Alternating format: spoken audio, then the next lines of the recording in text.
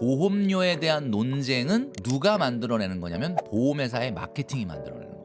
예를 들면 어떤 상품이 나왔을 때는 이 상품보단 이게 좋으니까 빨리 바꿔요라는 것이 자체가 판매 촉진에 가장 좋은 도구이기 때문에 이런 뉴스들은 대부분 보험회사에서 만들어냅니다. 중요한 거는 보험료라는 거는 수학으로 계산이 되는 거거든요. 보험회사가 마음대로 만들 수가 없어요. 보험계리라 그래서 이거를 수학적으로 계산한 다음에 금융감독원의 허락을 맡아야 됩니다. 갱신형 보험 같은 경우는 예를 들면 매년 또는 뭐 3년에 한 번 이런 식으로 그때그때 맞는 위험률을 적용을 해서 보험료를 올리기 때문에 보면은 한참 총액으로 보면 30년간 40년간 낸 보험료를 다 더하면 되게 많아 보이지만 현재 가치로 땡겨보면 이거는 수학적으로 똑같습니다. 그래서 이 부분을 뭐 갱신형이 좋다 비갱신형이 좋다가 아니라 그것은 일장일단이 있다는 것을 보고 판단을 하셔야 됩니다. 네, 경제적 본능 시작합니다. 오늘은 머니 트레이너 김경필 작가와 이야기 나눠보겠습니다. 안녕하세요. 네, 반갑습니다. 네. 자, 오늘 첫 번째 사연부터 바로 네. 만나보겠습니다.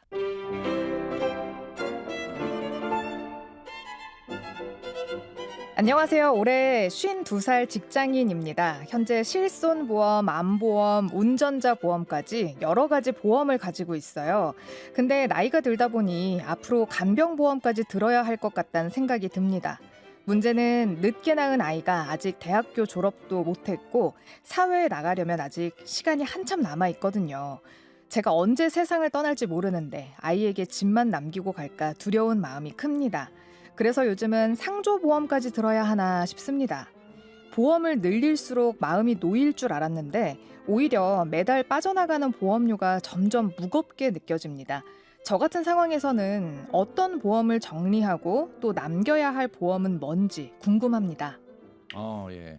50대의 이제 어떻게 보면 현실적 고민. 네. 그런 것 같습니다. 52세의 직장인인데 언제 세상을 떠날지 모르는데 이런 표현을 하시니까 근데 좀 왜냐면 당황하네. 요즘에는 음. 저만 해도 지금 거의 40인데 네. 아직 애가 없잖아요. 네.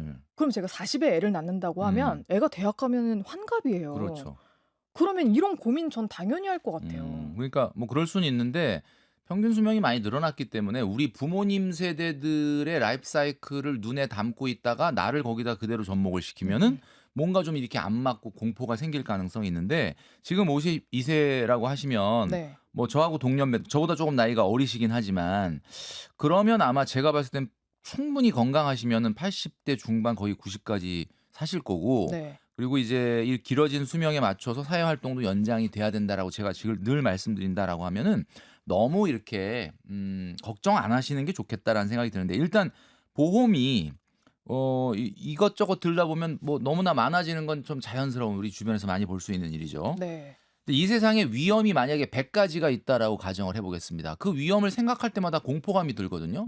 야, 그러면 이 위험에 대해서 다 보험을 들어 놔야 되는 거 아니냐? 그러면 보험이 100가지가 될 수밖에 없거든요. 그쵸. 자, 그러면 어떻게 해야 되느냐? 1 번부터 100 번까지 이렇게 순서를 정해 놓는데 일단 첫 번째는 여러분 나에게 맞는 보험 비용을 먼저 설정을 해야 됩니다. 음. 자, 비용이라고 하는 거는 아무래도 보험은 코스트예요. 네. 여러분 연금보험이나 저축보험이랑 헷갈리시면 안 됩니다. 여기서 말하는 보험은 순수하게 내가 코스트로 비용으로 쓰고 위험을 보장하는 거기 때문에 철저하게 비용으로 계산을 하셔야 돼요. 네. 자, 그러면 우리가 어때요? 우리 소득의 어느 정도의 비용 보험 비용이 적절하냐? 뭐 사람마다 좀 차이는 있겠지만 3에서 5%입니다.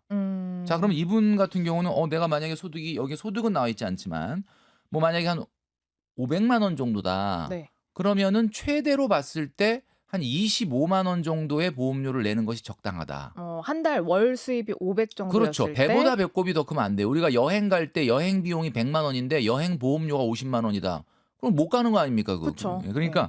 한마디로 얘기하면 5%로 보더라도 그 25만 원, 500만 원을 기준으로 자, 그러면 비용이 일단 나왔다 그러면 우리 집에 한 달에 써야 될 비용이 얼마구나라는 게 나왔죠. 자, 그럼 두 번째로 해야 되는 게 소득원에 따라서 보험료 비율을 정해야 됩니다. 자, 이게 뭐냐? 우리 집에서 나 있고 아빠 있고 엄마 있고 자녀 있는데 아빠만 경제 활동을 한다. 음. 그러면 보험이라는 건 여러분 아시겠지만 미래의 소득 상실을 대비하는 거거든요. 네. 그럼 누구한테 보험을 들어야 되겠습니까? 아빠요. 아빠한테 들어야 되는 거죠. 근데 이런 경우에 가정들을 보면 아빠는 뭐 건강하니까 그리고 적게 들고 뭐 자녀나 아내분에게 보험을 많이 드는 경우가 있는데 어. 보험은 보험이 가입된 사람을 보호하는 게 아니라 보험이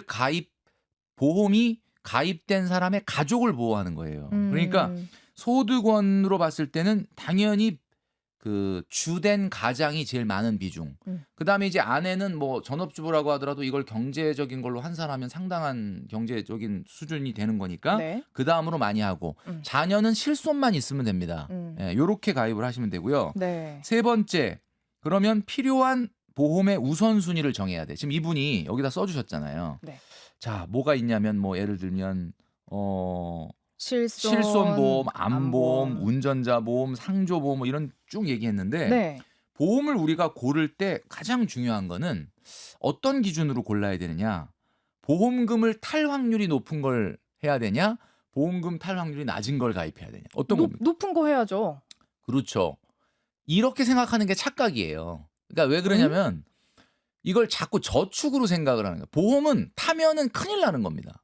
보험을 타는 일이 생겼다라는 거는 진짜 굉장히 큰 일이 생긴 거기 때문에 보험은 우리가 가입하면서 무슨 생각을 하냐? 아, 이 보험금 절대 타는 일 없게 해주세요라는 마음으로 가입을 하는 거거든요. 자, 그래서 우리가 보험을 가입하는 이분의 고민일 수도 있고 우리 시청자분들의 고민일 수도 있는 보험의 착각, 우리가 일반적으로 생각할 때 갖게 되는 5가지 착각에 대해서 오늘 말씀드리면서 이분의 고민을 좀 해결해 보도록 하겠습니다. 네. 첫 번째 착각입니다. 보험을 줄이고 싶은데 지금 예약하면 손해라서 못한다. 이게 착각입니다.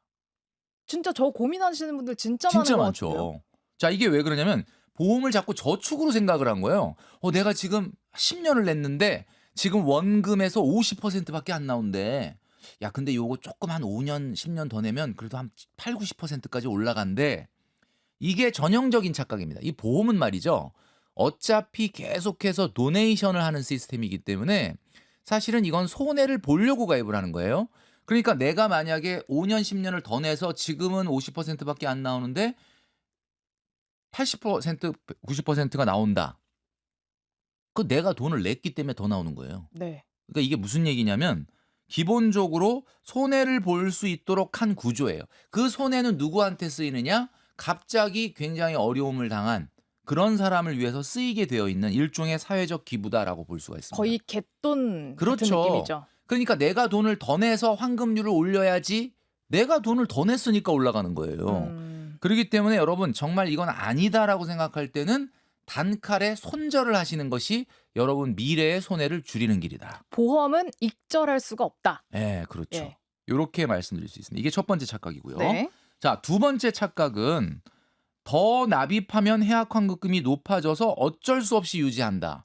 이게 비슷한 이야기인데 뭐 사실 같은 맥락이라고 볼 수 있죠. 네. 30년 후에 1,000만 원의 가치는 여러분 아시겠지만 인플레이션 3%로만 계산을 해도 1 플러스 0.03의 30제곱으로 나눠야 됩니다. 계산을 해보니까 내가 이거 보험 이거 20년, 30년 다 내면은 나중에 1,000만 원 나온대. 자, 그런데 1,000만 원의 지금 화폐 가치는 1,000만 원 나누기 좀 전에 얘기했던 것처럼 1 플러스 0.03에 30제곱하면 412만 원에 불과합니다. 그러니까 무작정 내가 손해 지금 원금에서 부족하니까 손해라고 생각하시면 안 돼요. 원래 보험은 일정 수준을 손해 보기 위해서 가입을 한 거예요. 자, 그러니까 그 부분을 꼭 기억을 하시면 좋겠다. 그 손해 본 부분은 내가 건강해서 받지 못한 부분이라고 맞아요. 생각을 맞아요. 하시는 게 속 편하다. 맞아요. 건강한 거 대가로 아무런 보험 사고가 없었던 대가로 내가 손해 보는 거예요. 이거를 진짜 예로 생각하면 진짜 좋은 게 맞아요. 우리 자동차 보험 들 때 그 생각하잖아요. 맞죠. 자동차 보험 우리가 없어지고 그렇지만 뭐 돌려받지 못한다고 해서 막 억울해하거나 그러지 않잖아요. 그냥 사고가 1년 동안 안 났으면 감사하고. 감사하는 비용이죠. 네, 감사 비용이다. 감사 비용이다. 예. 이렇게 말씀하실 수 있을 것 같습니다. 네. 자, 세 번째 착각은 많은 분들이 이런 얘기하죠. 아, 중복된 보장이 너무 많아서 좀 정리해야 되겠다. 이런 이야기를 합니다. 자, 중복된 보장은 무조건 불필요한 것인가?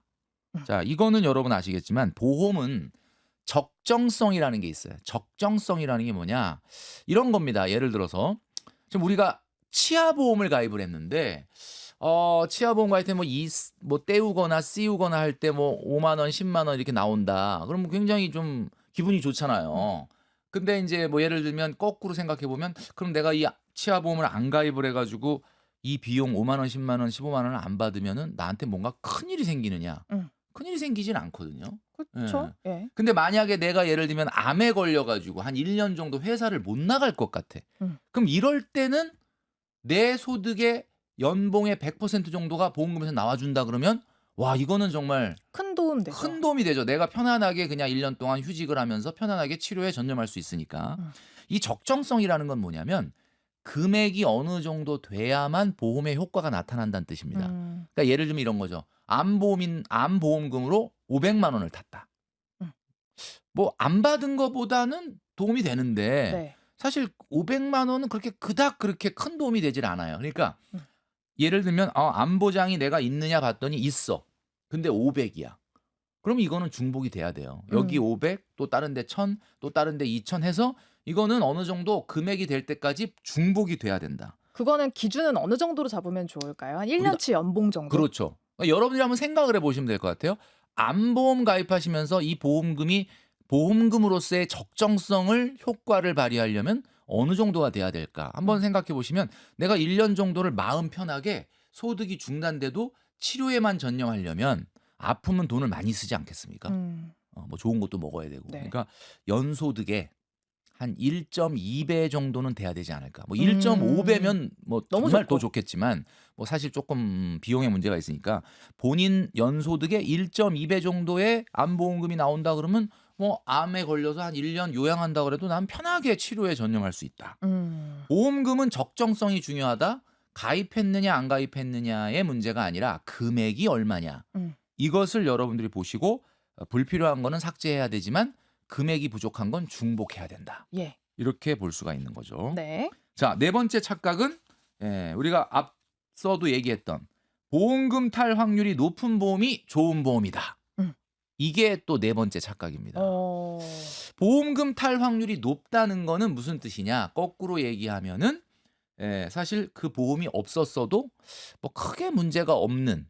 자, 우리가 암에 걸려서 암보험금을 탈 확률이 높습니까? 아니면 치아를 떼올 일이 생겨서 치아보험을 탈 확률이 높습니까? 치아보험이요. 치아보험이 높죠. 그러나 치아보험은 좀 전에 말씀드렸던 것처럼 그 돈을 뭐 10만 원, 20만 원을 내가 안 받았다 그래서 경제적으로 충격이 큰 게 아니잖아요. 네. 그러나 암보험금은 내가 그 암보험을 들었느냐 안 들었느냐에 따라서 5천만 원이 나오느냐 안 나오느냐가 차이 난다. 그럼 이거는 엄청난 차이거든요. 그러니까 사실 보험이라는 구조의 특성상 보험금을 탈 확률이 높다는 얘기는 보험의 어떤 효용은 떨어진다라고 봐야 됩니다. 그래서 이런 거 있죠. 예를 들면 우리가 가장이 지금 우리 사연자님의 고민처럼 내가 네. 지금 나이가 이렇게 있는데 자녀는 어리고 내가 혹시 만약에 생각보다 너무 빨리 이 세상을 떠나게 되면 우리 아이들은 어떻게 할까? 이런 고민이 있잖아요. 그래서 그런 분들이 많이 가입하는 게 사망보험이에요. 네. 근데 사실 사망할 확률이라는 게 그렇게 높진 않잖아요. 근데 그런 일이 만약에 생겼을 때 우리 가족들에게 충격이 어마어마하다. 그러니까 그런 보험들은 사실은 우선순위에서 확률은 낮지만 먼저 가입을 해야 되는 거죠. 근데 그것도 그 사망보험도 막 100세 이렇게 해놓으면 금액이 너무 너무 비싸죠. 비싸지고 생각을 해보면 그래도 한 61세 정도까지는 일을 맞습니다. 하잖아요. 그럼 예. 딱 그때까지만 맞아요. 들어놓는 거죠. 그러니까 내가 70세, 80세에 사망할 위험이라는 거는 경제적으로는 없습니다. 네. 그러니까 경제적으로 충격을 덜 주니까 예를 들면 이렇게 우리가 종신보험처럼 언제든지 뭐 100살이나 120살에 사망을 해도 나가는 보험을 가입하지 마시고 내가 아이의 독립기간을 생각을 해서 아이가 앞으로 한 10년 있다가 독립한다 그러면 이분 같은 경우 65세까지만 해놓으면 되는 거잖아요. 그렇죠. 예. 65세 전에 가장이 유고 상황이 생겼을 때만 나가는 보험을 가입을 하면 훨씬 효과적일 수 있다. 네. 자, 다섯 번째 착각은 말이죠. 요것도 많이 착각하시는데 보험료 무조건 안 오르는 보험이 좋다. 또 요런 또 착각을 하고 계시는데 우리 서현미 아나운서도 좀 그렇게 생각하시나요? 어떠세요? 저도 그렇게 생각하는데 음. 왜냐면 실비 때문이에요. 실비. 왜냐면 저는 2세대 실비를 가지고 있는데 예. 이게 1년마다 엄청 오른단 말이에요. 그러니까 요즘에 4세대, 이제 나올 5세대로 갈아타야 된다 이 얘기 되게 많이 하더라고요. 그래서 뭐가 옳은지 모르겠어요. 네네. 사실 보험료에 대한 논쟁은 누가 만들어내는 거냐면 보험회사의 마케팅이 만들어내는 거예요. 그러니까 예를 들면 어떤 상품이 나왔을 때는 이 상품보단 이게 좋으니까 빨리 바꿔요라는 것이 자체가 네. 판매 촉진에 가장 좋은 도구이기 때문에 이런 뉴스들은 대부분 보험회사에서 만들어냅니다. 물론 보험회사에서 만들어내는 게 다 허구고 틀린 말이라는 뜻은 아닌데 마케팅적인 요소가 있다라는 것을 꼭 감안을 하셔야 되고요. 중요한 거는 보험료라는 거는 수학으로 계산이 되는 거거든요. 보험회사가 마음대로 만들 수가 없어요. 보험계리라 그래서 이거를 수학적으로 계산한 다음에 금융감독원의 허락을 맡아야 됩니다. 네. 그럼 결국은 우리가 올라가는 갱신형 보험과 올라가지 않는 정기보험, 그러니까 일정 기간만 납입하는 보험, 특징이 있습니다. 절대로 안 올라가는 보험입니다라고 광고하는 보험들은 일단 비싸요. 안 올라가는 대신에 일단 돈을 많이 받는 평균 보험료 방식을 채택하고 있는데 이거는 이미 받지도 않은 한참 후에 미래에 보장받아야 할 비용을 미리 다 받아버리는 겁니다. 네. 갱신형 보험 같은 경우는 예를 들면 매년 또는 뭐 3년에 한 번 이런 식으로 그때그때 맞는 위험률을 적용을 해서 보험료를 올리기 때문에 보면은 한참 총액으로 보면 30년간 40년간 낸 보험료를 다 더하면 되게 많아 보이지만 현재 가치로 땡겨보면 이거는 수학적으로 똑같습니다. 그래서 굳이 말씀드리자면 내가 굉장히 소득이 좋아. 지금 막 연예인이야. 그리고 굉장히 스포츠 스타라서 돈은 지금 엄청 많이 버는데 네. 미래는 내가 어떻게 될지 모르겠다. 이런 분들 같은 경우는 지금 당장 한꺼번에 많이 돈을 내고 나중에 보험료가 안 오르거나 안 내는 보험이 나올 수도 있죠. 네. 그러나 그게 아니고 지금 나는 과다한 보험료를 내기가 싫다. 그러나 일은 오랫동안 할 거기 때문에 꾸준히 경제활동을 한다면 저는 갱신형 보험도 나쁘지 않다고 보거든요. 왜? 갱신형 보험이 수학적으로 봤을 때 보험료를 더 내는 건 아니기 때문에. 그래서 이 부분을 뭐 갱신형이 좋다, 비갱신형이 좋다가 아니라 그것은 일장일단이 있다는 것을 보고 판단을 하셔야 됩니다. 네. 자기의 월 수입이 지금 당장 좋은 사람들은 그냥 지금 그렇죠. 지금 비싼 걸 많이 드시는 분이 내놓고 낫고 그게 아니라 이제 웬만한 사람들은 나이가 들수록 경력이 쌓이면서 돈을 더 많이 그렇죠. 버니까 네. 약간 원리금 균등 상황 같은 그런 느낌이네요. 맞습니다. 똑같은 이야기지만 대출이자 갚는 거하고 되게 비슷한 거고요. 그러게요. 오늘 사연을 주신 이 고민 사연을 주신 분 같은 경우는 제가 말씀드렸던 이 세 가지, 그러니까 한마디로 얘기해서 보험료의 비율과 누구에게 비중을 둘 건가, 그리고 우선순위를 본인이 봤을 때 어떤 게 더 맞을지를 선택을 하셔서 보험을 좀 조정을 하시면 좋겠다, 이런 말씀을 드립니다. 네. 와, 이거 진짜 꿀 정보입니다. 많은 분, 이 사연자뿐만 아니라 다른 50대, 60대 그리고 저한테도 엄청나게 도움이 된 네. 얘기였습니다. 자, 다음 사연으로 넘어가 보겠습니다.